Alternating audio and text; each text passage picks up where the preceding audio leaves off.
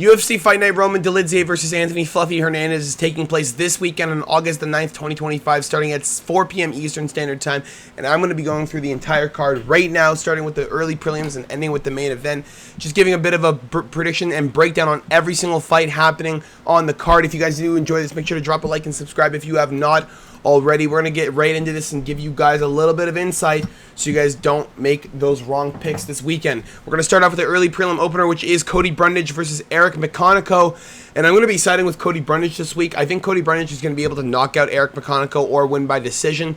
I think Eric McConaughey came into the UFC a little bit premature, 8-2, or 9-2 when he joined the UFC. Ended up getting knocked out by Nurulstan Ruzaboyev on short notice. He was supposed to end up facing Buddy Wallace in Tough Enough, but took the short notice fight, tried to move up, tried to see if he could take on a guy like Ruzaboyev, who's just an absolute powerhouse. Unfortunately, he was not able to do it. He just couldn't get it done. He was moved down from 205 to 185 and still was unable to come up with a power advantage over him. Ruzaboyev, again, very, very large. I think he's 6'4" for the weight class, if I'm not mistaken. No, 6'5", 76 inches of reach, which is pretty ridiculous. But Eric McConaughey could not really get started in that fight. Ended up having a somewhat close first round, but I would have given it, obviously, to Ruzaboyev. And Ruzaboyev ends up clipping him with a nice shot early. I'm a little bit worried here because Cody Brundage is half decent with wrestling. He's not super, super good, but he's all right. And it gives me a little bit of worry coming into it because Mansour Abdul Malik wasn't able to put him out, and that gives me a lot of problems. Cody Brundage ended up only going out to a headbutt. I'm a little bit worried that Eric McConaughey won't be able to do any damage to Cody, and Cody's just going to keep walking forward. When Cody is down in fights, he does tend to throw all caution to the wind and walk forward, and I'm a little bit more confident in the fact that Cody Brundage is going to be able to find an opening and just put him out, or just win. I'm going to go with Cody Brundage to win via knockout or decision. Now, next on the prelims, we have Gabriela Fernandez versus Julia Stoliarenko. And I'm going to go with I'm not even going to go. Stoliarenko. Yes, Julia Stoliarenko. I mean, I think you're supposed to say it all together, but I'm not going to do that because I'm going to fucking have a heart attack. I'm going to go with Julia Stoliarenko. Gabriela Fernandez, in her 2 losses inside of the UFC, has shown great holes in her wrestling. Jasmine Jasovicius, Teresa Belda, Carly Judice, all 3 of these girls have taken her down very easily. Carly Judice against the cage. Judice is a girl who just tries to knock girls out. She's a big power puncher, tries to throw them against the cage, do some clinch work, try and beat them up and try and put them out. Gabriela Fernandez got just manhandled, realistically. Julia Stoliarenko is a really good jiu-jitsu player. She's very good with arm bars. Her first round submissions are pretty fucking nasty, and she's always in a good position to get it. And Gabriela Fernandez gives me a lot of fucking worry there because she's been caught in some of those positions before. She is okay in the jiu-jitsu defense, but it gives me a lot of worry here because Julia is going to be forcing takedowns consistently. She's probably going to win the round 1 with the submission attempts, and that leaves me with 2 rounds left for Gabriela Fernandez to work. Will she win both? I don't know. But as a plus 310 underdog for Julia Stoliarenko, I'm going to go with the plus 3.5 on the side of Julia. I think that's a lock of the week. I think she's going to be able to get it done with flying colors.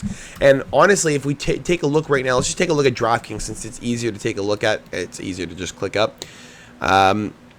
Yeah, plus 3.5, plus 175. I actually don't mind that. Let's just take a look at the NFL preseason real quick. And I am winning. Well, I'm losing my ticket somewhat, but that's okay.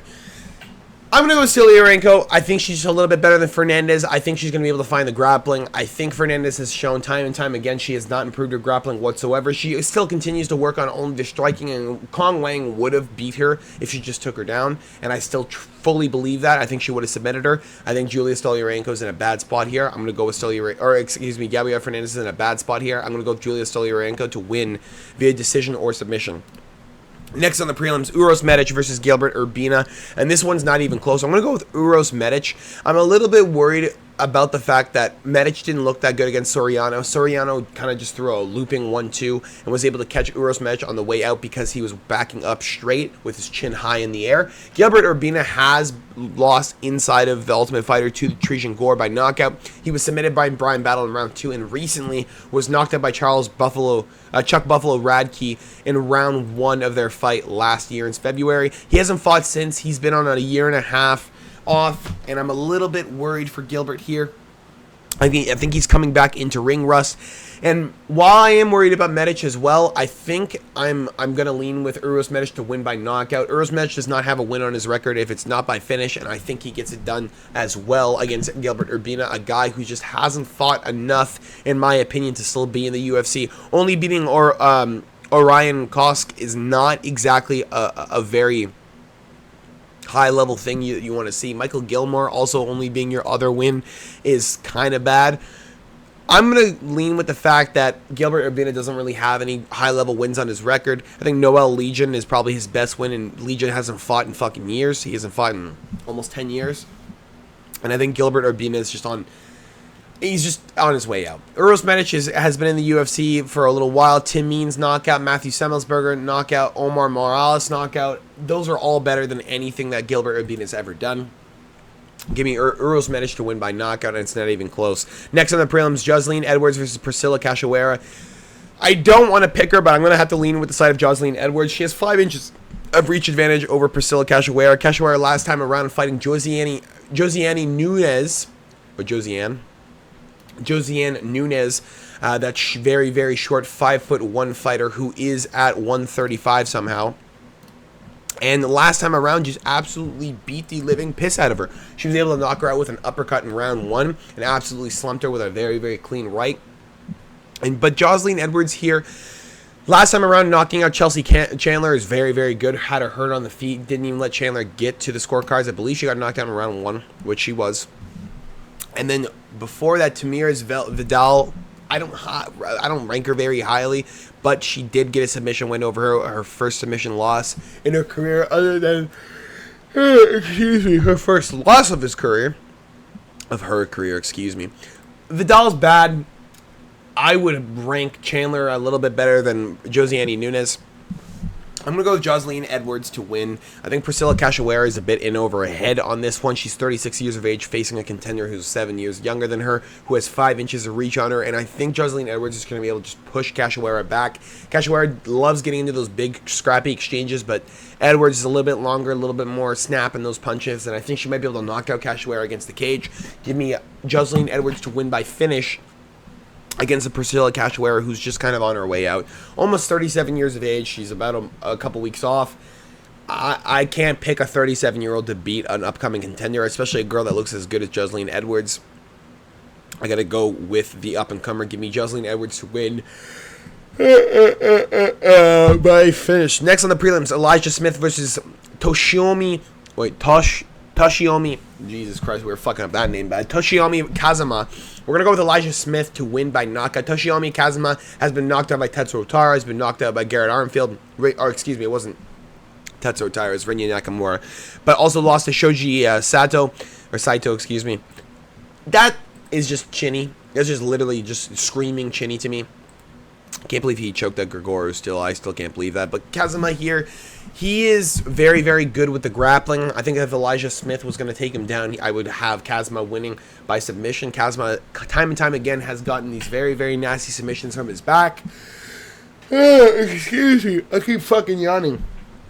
He doesn't give up positions very often, and Kazama doesn't really have a whole lot of skill on the feet, though, and that's kind of where the downfall starts. Elijah Smith is going to be able to just utilize his very crisp boxing. His father, I don't remember his father's name, something Smith. Gilbert Smith used to be inside the UFC a long time ago, a submission fighter, used to take his time in the octagon. He has since had his son could do the complete opposite. This guy just absolutely brutalizes people. The stand-up ability of Elijah Smith is next level. He hasn't had a knockout in the last 2 fights, but Aaron Tao is very, very tough. And Vince Morales is another guy who just doesn't go out. He's a guy who just takes punishment super well, keeps moving forward, doesn't stop, and Elijah Smith was able to win a decision over him. I'm going to pick Smith to win by knockout over Kazama. I think it's just too easy for Smith. I think the 1-2 in the stand-up and the left hook is going to be very, very detrimental. I think Kazama's just going to walk into it like he does usually. The walk into the counter shot is usually what Toshiyomi is known for, because this guy just doesn't have the boxing setup. He just doesn't. He tries to use his grappling and his wrestling and stuff and his ground game more than he does his stand-up. And with Elijah Smith, you can't do that.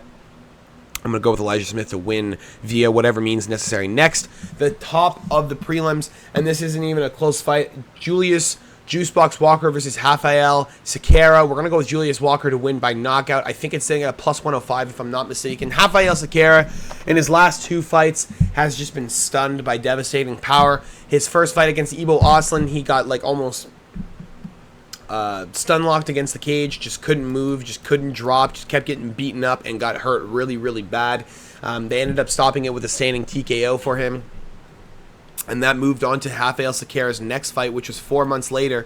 And that was against Modestas Bukauskas, where Bukauskas just clips him in the first minute of the fight and then basically beats the fuck out of him for the next minute against the cage. And it ends up with Rafael Sequeira in the exact same spot, frozen against the cage, and ends up getting dropped this time pretty bad by Modestas Bukauskas. And now you have Julius Juicebox Walker, who has 4 knockouts in the first round. He won the Synergy FC and the Peak Fighting FC belts just by winning in first round knockouts. So absolutely torched, guys. Very, very long frame, 6'4" for 205, very big, 26 years of age. He's 9 years the younger fighter over Rafael Sequeira, and I think he's going to do the exact same thing that Sequeira has had happen in his last 2 fights. I think Rafael Sequeira is going to get knocked out bad, and I think Julius Walker here is... He had a tough fight with Alonzo Menafield. Didn't get knocked out. I thought Alonzo Menafield was going to absolutely fucking torch that guy. Didn't end up winning, but I do have Juicebox winning this one. I think he's had the time to train now. He's 5 months off. Actually, you know what? Julius Walker actually fought on the same card that Modestas Bukauskas knocked out Sequeira on, didn't he? Yes, he did. Wow. That is amazing. I didn't even realize that. That's in the same card where Ricky Simão absolutely fucking torched that guy. Okay, I see you. And Rob Font, I see you. That was a good card. Give me Julius Walker to win by knockout. Rafael Sequeira on his way out. Should have never gone to the UFC after the demo fight organization. I think he should have just stayed away. I think he knows he doesn't deserve to be in the UFC at this point. I think he's on his way packing his bags. There's no way he's still signed when Saturday comes. I don't believe it. I think Juicebox wins by devastation. Next, start off the main card, Eric Anders. Yeah, boy, against Christian Leroy Duncan. We're going with CLD. Eric Anders is on his way out of the UFC. He is most likely probably going to retire after this fight. He had 2 good wins against Jamie Pickett, who was fucking terrible, and Chris Weidman. He got a good ground and pound TKO over Chris Weidman in the second round. Weidman really couldn't do anything. Anders was just beating the shit out of him. And that was the fight when I was on vacation, I do believe. I was in the Dominican watching this fight. Very, very, very good fight. That was with Shavkat and Ian, right? And this is when Volkov got robbed. This was when I was on vacation. Yes, I do remember that. And Kron Gracie got knocked out too, right? Yeah, Bryce Mitchell. And Duho Choi knocked out who? Ooh, Nate Landwehr? I didn't know that. I forgot about that. He got him stuck in that crucifix position.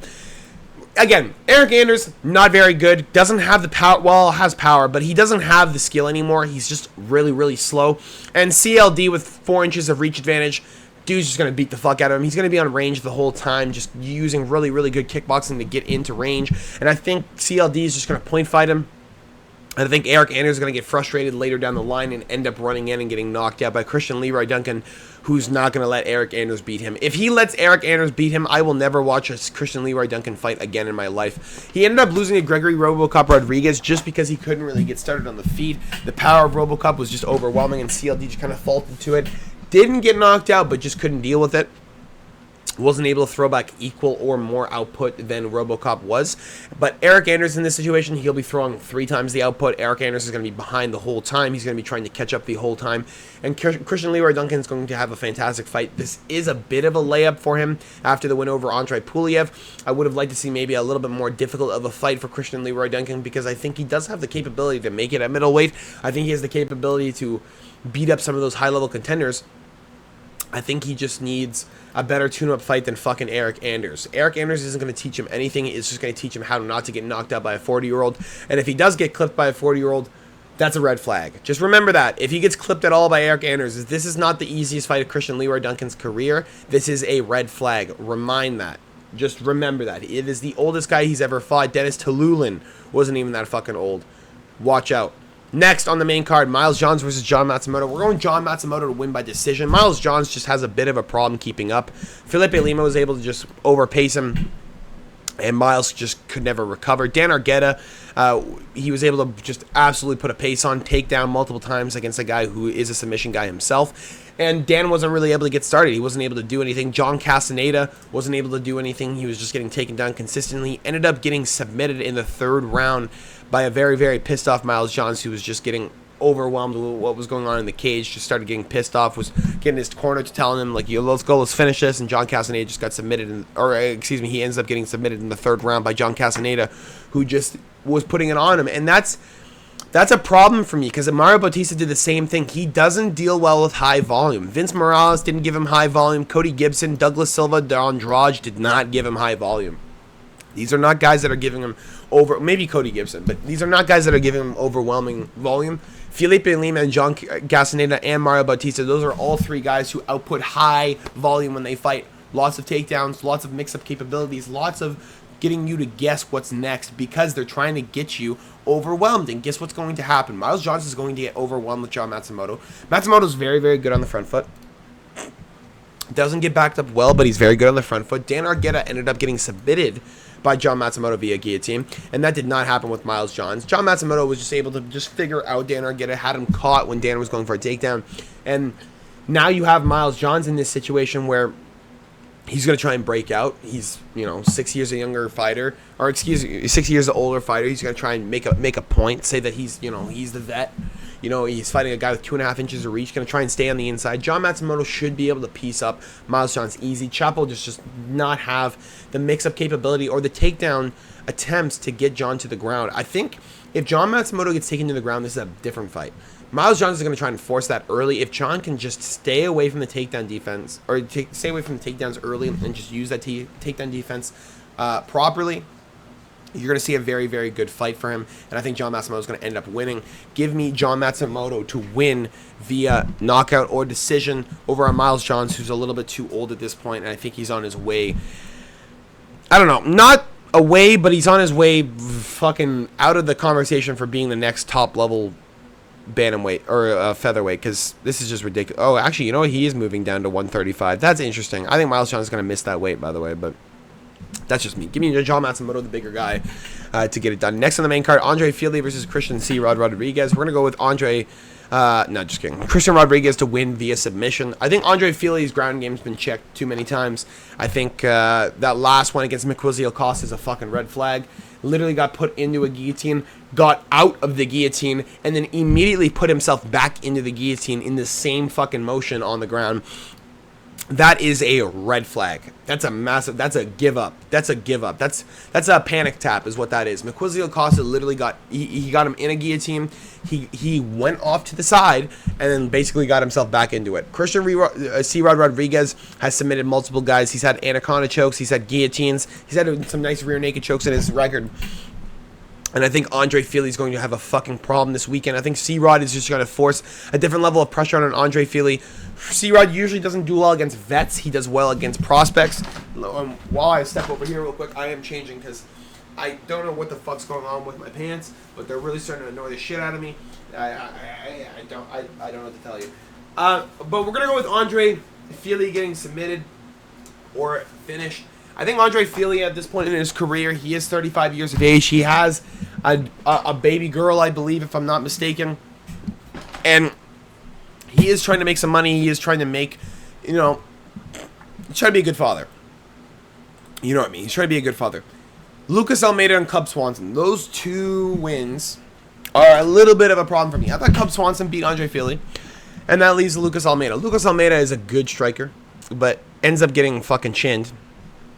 And ends up losing to Danny Silva. Womp womp. Whatever. It is what it is. I just don't like his stand-up compared to C-Rod. I don't like the fact that Andre Fili, when he throws a 1-2, he doesn't have any... There's no regard for takedowns when it comes to Andre Fili. Andre Fili doesn't expect people to throw in a takedown when you throw a combination. It's weird. It's almost like he doesn't expect you to follow up. Obviously, you should expect him to follow up, but he doesn't. That is a red flag. That's Andre Fili not thinking in the moment. That's Andre Fili just thinking about what he's got to do in the moment. And he needs to think about what's going on in the fight. He needs to think about what's happening. He needs to think about, what's coming next. You can't think about what just happened. You need to think about what's coming next when you're in the octagon. And Andre Fili, I don't think he hasn't been there for a while. When I watch him fight, it takes him 2 rounds to get into it, and then you have a 3rd round. Well, you can't take 2 rounds to get into it. You need to get into it. You need to get going. You need to like move. C-Rod does that. I'm gonna go with Christian C-Rod Rodriguez to win over Andre Fili. I feel like it's a close fight, maybe, but I think C-Rod's just going to be able to get in there, get some takedowns going, and I think he's going to be able to submit an Andre Fili who's just a little bit out of it. Next on the main card, Yasmin Lucindo versus Angela Hill. We're going with Angela Hill to win. Yasmin Lucindo last time around lost to Amanda Lemos, and that was just because of volume and because of constant striking and just lack of knowledge in the fight game. A lack of vet status. And I think Angela Hill here is going to win. I think as an underdog, she's beautiful. I think her age is a bit of a factor. I think her third rounds are always a loss for her at this point in her career because of how bad she looks later in the fight. She does not have the right gas tank anymore. She does get slow no matter what. She is 40. It is what it is. I think Yasmin Lucindo is going to fall behind 2 rounds. Oh, there we go. Well, I guess while we wait for the internet to come back, I think Yasmin Lucindo is going to fall behind 2 rounds. I just don't think the striking differential is just so fucking massive when it really comes down to it that I don't believe that I don't believe for a second that Yasmin Lucindo is going to find her way on the feet against Angela Hill, who's a very, very high level kickboxer. The Muay Thai coming from that side of the women's MMA is fucking ridiculous. If Angela Hill's going to be a trainer later in life, it's going to be perfect. She's so nasty. She's got really, really good kickboxing. The Muay Thai is perfect. The elbows are beautiful. The knees are something out of a fucking movie. And I would have liked to see Angela Hill earlier in her career make a jump at that title. She should have just made a run at it. She should have just put everything aside and just kept running at the fucking title. She got the Invicta title, just couldn't get the rest of it. Yeah, sure, it is what it is. Again, I think her time is done when it comes to... Oh, look at that. I like that the cam just fucking shuts off sometimes. I think her time is done when it really comes down to high-level mixed martial arts. But I think when it comes to a girl like Yasmin Lucindo, I think she's going to be able to find her way no matter what. I think this is going to be a good fight for her, and I think she's going to be able to figure out, you know, all the things that she's worried about inside the cage. I think they're going to come out now, and I think she's going to be able to figure out that, you know, even though she's 40 years of age, even though it doesn't really matter, even though, you know, she doesn't really have an ability to get to that next level anymore. She doesn't have, you know, the time to even run at the title anymore. At least she's still beating up girls, and she's won 3 out of her last 5. I thought she beat Tabitha Ricci, honestly. So I don't know how you look at it. Oh, wait, what's the Tabitha Ricci? Is that the main event? Hold on. Maybe I'm wrong. If this is the main event, this is not what I was... No. Yeah, I had Angela Hill in that fight. Anyway, it is what it is. But I'm going to go with Angela Hill. Underdog, make that money. Next, co-main event of the evening, Ode Osborne versus Steve Erceg. We're going to go with Steve Erceg. This should be a layup for Steve Erceg. Ode Osborne has really, really good jiu-jitsu, and that should be the only worry for Steve Erceg in this fight. If we are on the feet, Ode Osborne should be going out cold. There should be a knockout somewhere coming. Steve Erceg looked really, really good against Matt Schnell. Looked really good against Pantoja. Ended up getting knocked out by Kai Kara France. Ended up getting hurt by Brandon Brandon Moreno. And then you're left with Ode Osborne now. We've since allowed a ranked 10 flyweight to get a tune-up fight against a ranked 40. A guy who has more losses than wins inside of the UFC is going to get a fucking tune-up fight against Ode Osborne. That is fucking wild. That is wild to me. I'm not going to lie. That's really wild. Ode Osborne's literally negative in the UFC. 1 loss, 1 win, 1-1, 1-2, 2-2, 3-2, 3-3, 4-3, 4-4, 4-5, 4-6, 5-6. He's 5-6 in the UFC. That is fucked. Steve Erceg's going to knock him out.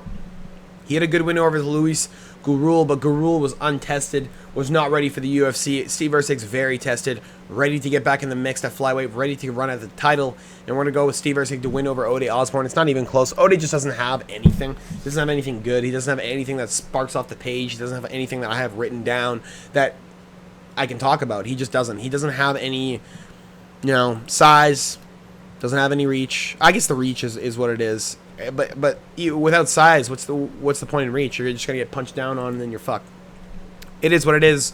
Steve Erceg, let's go. Next, we have the main event of the evening. If you guys did enjoy this, make sure to drop a like and subscribe if you have not already. We're trying to do this a little bit faster than normal because we're trying to get you guys a shorter video so it's easier to watch for you guys. Who wants to watch a 30-minute video? No one. Anthony Fluffy Hernandez versus Roman Dolidze. We're going with Fluffy Hernandez to win over Roman Dolidze. We're going with Fluffy Hernandez to finish Roman Dolidze because Fluffy is just on a roll. Fluffy's been on a roll, beating Michel Pereira, Brendan Allen, Roman Kopylov, Edmund Shabazi, and Marc-Andre Barriault. Slowly but surely, he's getting better and better people to fight. He went from Marc-Andre Barriault to Edmund Shabazi. Perfect. And then he went to Roman Kopylov. Wow, that's pretty fucking good. Right to Michel Pereira, a fucking fast finisher. Okay. Right to Brendan Allen, who's a top-level prospect. There you go. I say prospect. He's older, but, you know. Roman Dolidze here is going to lose. Roman Dolidze's on a 3-win streak against Anthony Smith, who's basically dead. Kevin Holland, who hurt himself. And Marvin Vettori, who's on his way out. He's just too slow, doesn't have enough output. And he also lost to Marvin Vettori earlier 2 years ago.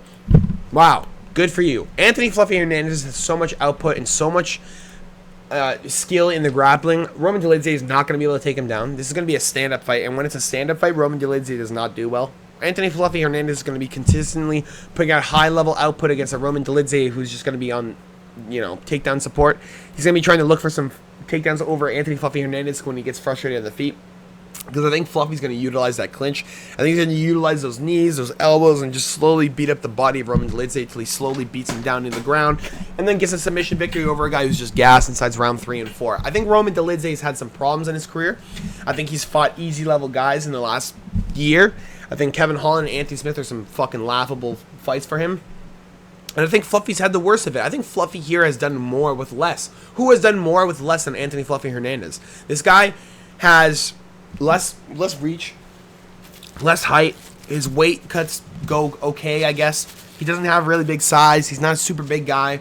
But yet, he still wins over these guys. He's still high level. He's still got high-level grappling. His submission game is next level, and his KO potential is still there, even though he's not a pure striker. His KO potential is still there no matter what. He still has the ground and pound, and he still has the position or the capability to put you in a bad position on the ground and end up knocking you out because you can't move. I'm going to go with Anthony Fluffy Hernandez to win this week. I think he's going to win. I think he's going to put a show over Roman Dolidze in that small Apex octagon. I think with the smaller octagon, it's going to be more beneficial for Fluffy. I think Fluffy's going to be able to walk him down and tune him out and just have an absolute barn burner. I'm going to go with Fluffy, and that's my final pick of the night. If you guys did enjoy this so far, make sure to drop a like, subscribe if you have not already. I'll see you guys later tonight for the betting talk that I will be dropping the 4 best bets, a prop for every single fight, and some parlays at the end of the video. If you guys do enjoy that as well, make sure to check it out every single week because I do it no matter what. We will also see you guys for the live stream on Saturday, starting at 4 p.m. Eastern Standard Time. I'll talk to you guys all later. Have a fantastic rest of your week. Peace.